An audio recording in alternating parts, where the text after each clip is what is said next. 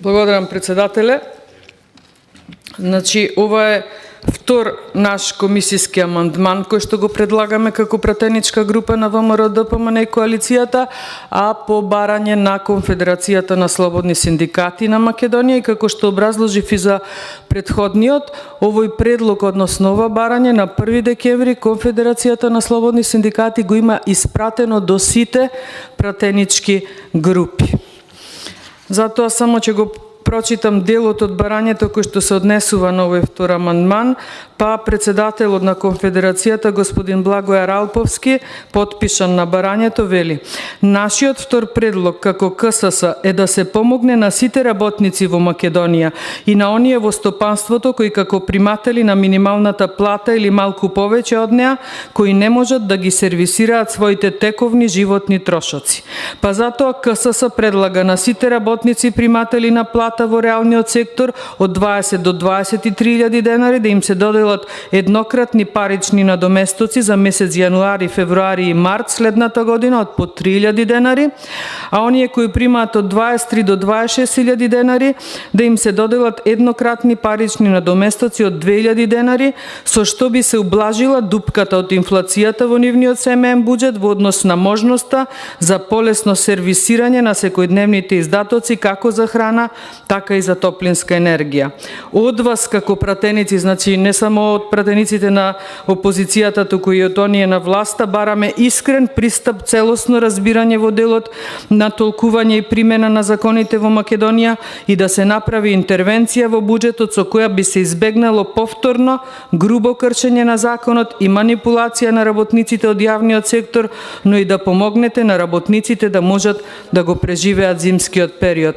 Ви благодариме на разбирањето и се надеваме дека ќе постапите во насока на почитување на законите и ќе ни помогнете да ги оствариме нашите законски права, кои во минатото ни беа целосно скратени, за што ќе известиме јавноста во врска со овие наши барања, да биде целосно информирана во искреноста на представниците на законодавниот дом на Македонија. Во суштина со ова го прочитав целото обраќање, односно барање на Конфедерацијата на слободни синдикати на Македонија, подпишано од председателот Ралповски. За жал, како што слушнавме, заменик министерот за финансии го одби овој наш предлог, но сакам да поставам едно прашање. Заменик министерот за финансии доаѓа од извршна власт, а ние сме тука законодавна власт, и доколку пратениците на владеачкото мнозинство гласаат за овој комисиски амандман, во тој случај нема да важи одбивањето на заменикот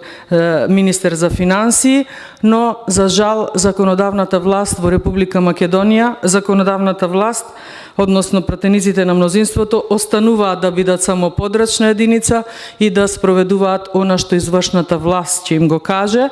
Но не знам за господинот Филип Николовски, но знам дека премиерот на ова влада и председател на владеачката СДСМ нема излезено на избори. Може би среќа што станал премиер без избори.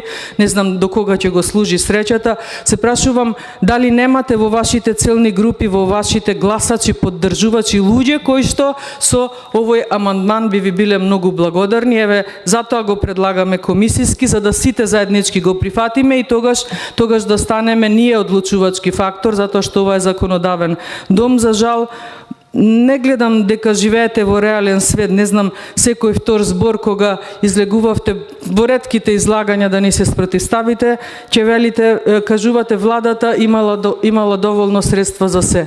Јас навистина не видов каде отидоа тие средства.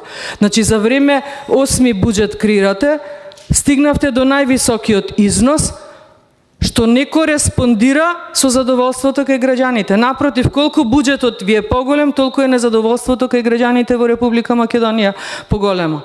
Не знам во кој свет живеете навистина, а сте само пред неколку месеци од избори. Затоа ве повикувам барем вас како колеги што знаете, што сте се соочиле со граѓани, со кое лице утре со истите овие граѓани кои што не знам по кој пат ви го бараат ова, што законски им следува, што ќе им кажете? Дека извршната власт го одбила амандманот, затоа гласате против? Со кое лице ќе излезете на избори? На вистина се прашувам, што ќе им одговорите? Зашто сте се заложили изминативе години за правата и барањата на работниците? Оние кои што може би ве поддржале.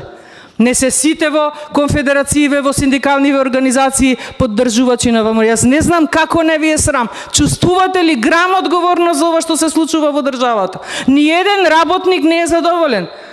Ни државен, ни приватен сектор. На сите им ги скративте рацете. Со највисок буџет.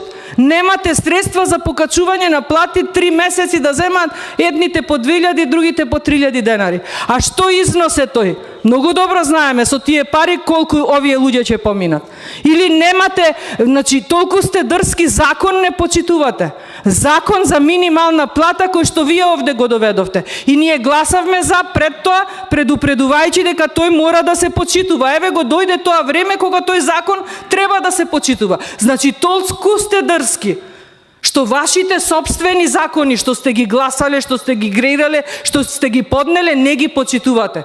Тоа е ароганција, тоа е дрскост, тоа е безобразие. И затоа и претходно ви кажав, не само што на избори ќе се соочите со казната за ваквото однесување, после избори, не од ВМРО ДПМН, од судовите, затоа што судовите конечно еден ден мора да започнат да работат согласно закон. А го прекршивте, ама апсолутно секој закон кој што постои, кој што овде прошол низ собрание, а ова собрание треба да е надзор над извршната власт. И одбивањето на заменик министерот за финансии нека не ви биде образложение. Вие ако сакате можете заеднички да го гласаме овој амандман, затоа што ова барање на сите. На сите. Немојте да мислите дека овие луѓе имаат попаметна работа, освен тоа да поднесуваат барања до законодавен дом, да молат и однапред да се заблагодаруваат. За сега овде да ве гледам со главите надоле, куцкате по телефоните, ќе ве видам на средбите со граѓаните, што ќе им кажете, зошто овој амандман повторно вака арогантно го одбивате. Ви благодарам.